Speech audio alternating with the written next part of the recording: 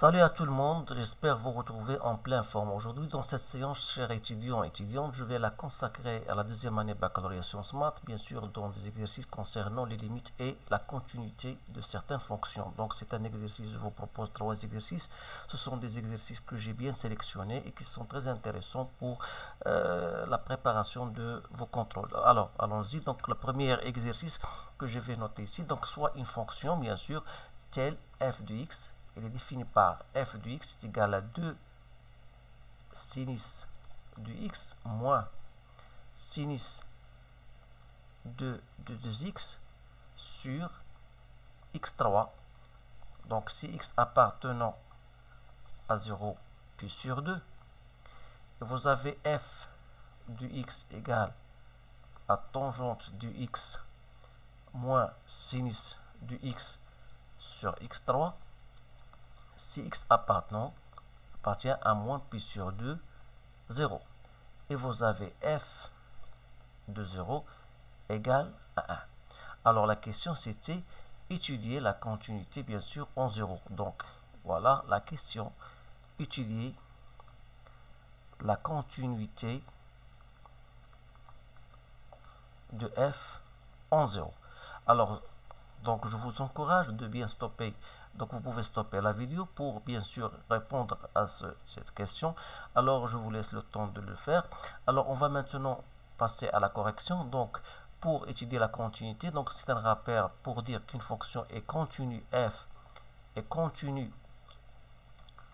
en un point x0. Donc ça veut dire quoi? Ça veut dire qu'il faut chercher la limite de f de x lorsqu'il tend vers 0, x0 pardon, soit à droite et à gauche. Il faut que ces deux limites soient égales et qui sont égales à f de x0. Pardon, je vais x0. Alors, ce qu'on va faire, bien sûr, pour notre cas. Alors, la première des choses, on va chercher donc la limite de f de x lorsque tend vers 0 moins. Alors, la fonction concernée, c'est la deuxième. Donc, c'est la limite lorsque tend vers 0 moins de tangente de x moins sinus de x sur x3. Alors je peux la développer. C'est la limite lorsque tend vers 0 moins. Alors tangente de x n'est autre que sinus de x sur cos de x. Il reste moins sinus de x sur x3.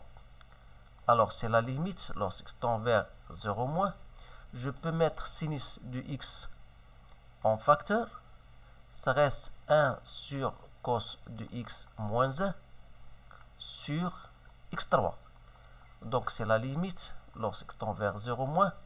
Donc je peux faire sortir sinus de x sur x. Et ça, je le mets directement. C'est 1 moins cos de x sur cos de x.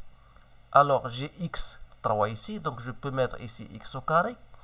Il me reste 1 sur cos de x, parce que je n'ai pas d'espace, donc je la fais directement. Donc il me donne sinus de x sur x, 1 moins cos de x sur x, et 1 sur cos de x. Alors la limite de ça, lorsque vous remplacez x par 0, ça donne 1. Ça, c'est une limite que vous avez dans votre cours, c'est 1 demi, et ça, c'est 1. Donc ça vous donne, bien sûr, 1 demi. Donc voilà pour cette limite. Maintenant, il me reste de chercher la limite à droite de 0. Donc je vais passer. Donc voilà la limite de f de x lorsqu'il tend vers 0 plus. Alors je dois considérer la fonction concernée, c'est-à-dire c'est la limite en 0 plus de 2 fois sinus de x moins sinus de 2x sur x3.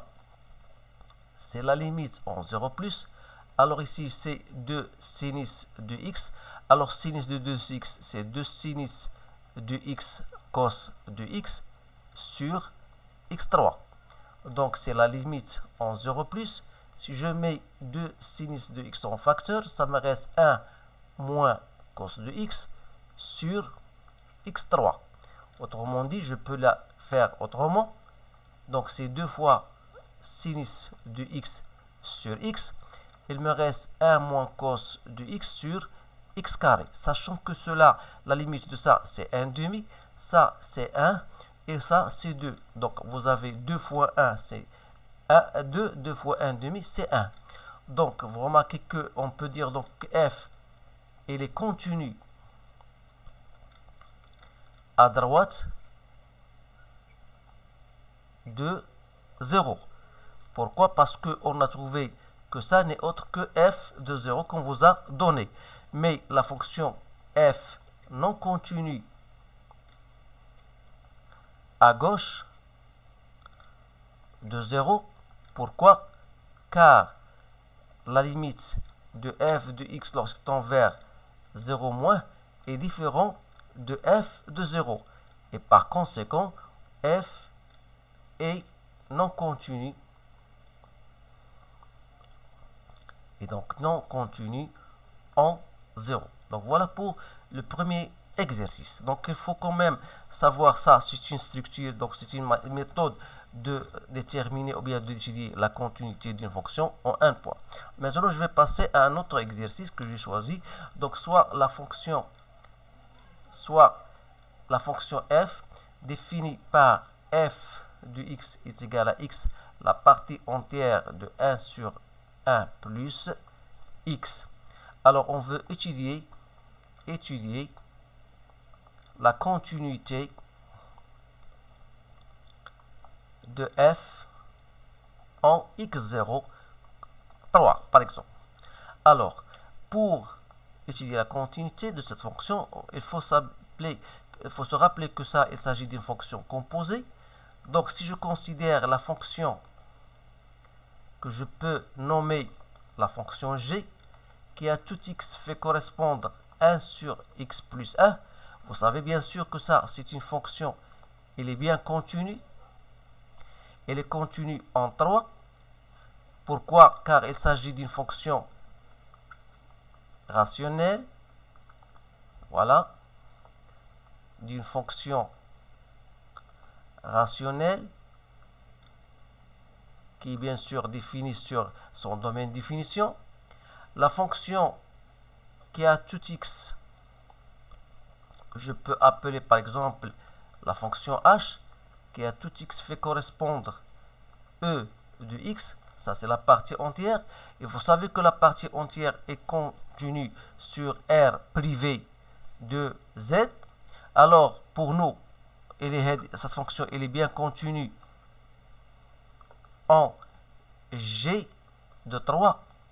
Pourquoi? Car g de 3 c'est 1 sur 3 plus 1 c'est 4, et comme 1 sur 4, voilà, il n'appartient pas à z, alors c'est-à-dire que la fonction h rend g, donc il est bien continu en 3. D'autre part, parce que sa fonction elle est composée, donc il s'agit d'un produit, voilà, x fois e de 1 sur x plus 1. Donc il nous reste la fonction que je peux appeler par exemple u, qui à tout x fait correspondre x. Ça c'est une fonction, elle est continue sur R, en particulier en 3, car s'il s'agit d'une fonction polynomiale. Alors on a donc par conséquent la fonction f qui est égale u fois h rond g, il est bien continu en 3. Donc voilà, on a donc répondu à cet exercice. Donc il s'agit bien sûr de la partie entière. Il faut quand même donner plus d'importance à cette fonction-là. Alors maintenant, il nous reste un autre exercice que je vous propose maintenant. C'est l'exercice 3. Donc l'exercice 3, donc on vous dit voilà, déterminer les deux réels A et B pour que la fonction f, ou bien la fonction définie sur R par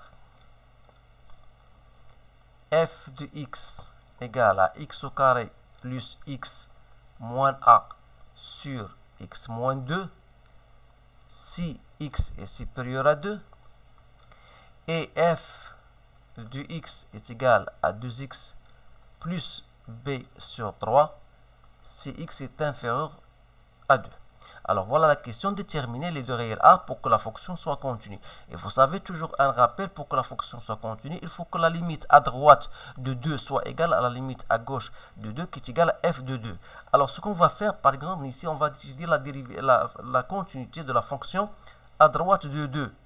Donc ça sera donc ça, la limite, lorsque x tend vers 2 plus, de x au carré plus x moins a sur x moins 2. Alors, si vous remplacez x par 2, ça vous donnera 2 au carré, c'est 4, plus 2, ça fait 6, moins a sur 0. Alors, là aussi, il faut se stopper. Donc, il faut stopper donc parce que 0, est-ce qu'il s'agit de 0 plus ou 0 moins? Donc, c'est x de plus, donc ça veut dire que x est supérieur, donc c'est 0 plus. Alors ici, cette limite dépend du numérateur.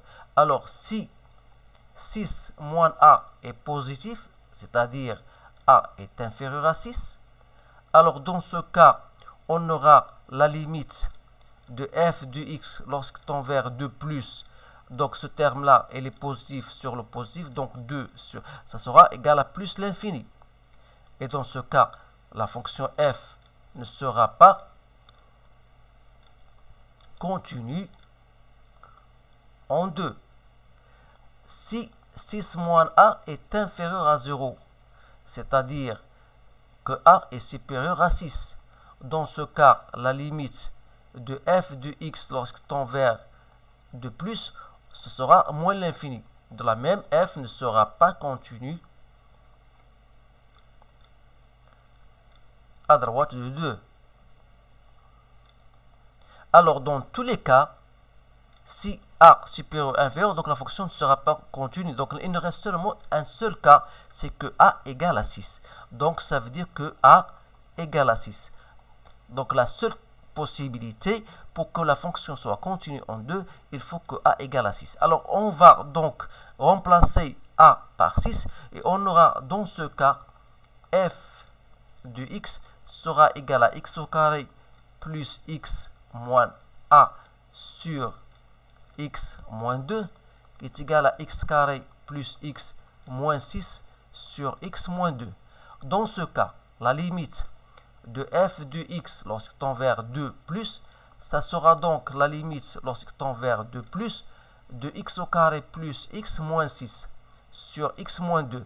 Donc si vous remplacez x par 2, vous aurez toujours une forme indéterminée.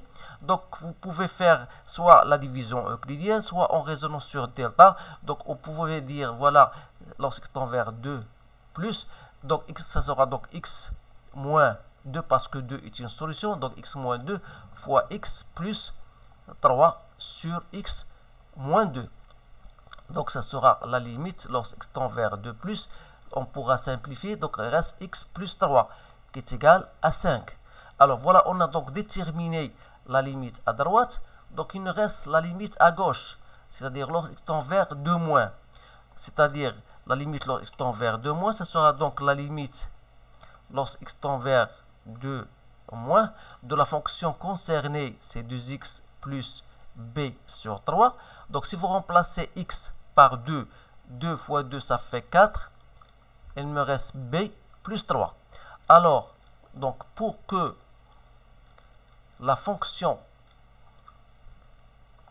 f soit continue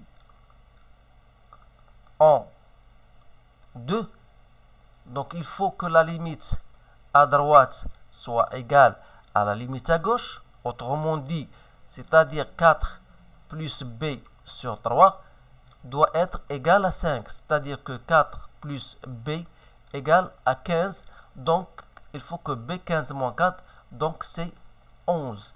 Donc, la résolution de notre exercice, donc on a dit qu'il faut que a soit égal à 6 et que b égale à 11. Donc voilà notre corrections pour ces 3 exercices. Donc je vous encourage de les faire et le refaire et de les partager avec vos collègues. Donc si vous avez des commentaires, n'hésitez pas à me les envoyer et n'oubliez pas bien sûr vos likes et vos compliments. Alors je vous remercie de bien saisir ces notions-là. Je vous encourage de faire d'autres exercices en entrant dans la chaîne, bien sûr, et vous allez directement sur la playlist concernant les limites de fonction. Vous allez trouver un certain nombre d'exercices très intéressants. Alors je vous remercie, je vous souhaite une bonne chance et je vous dis à bientôt.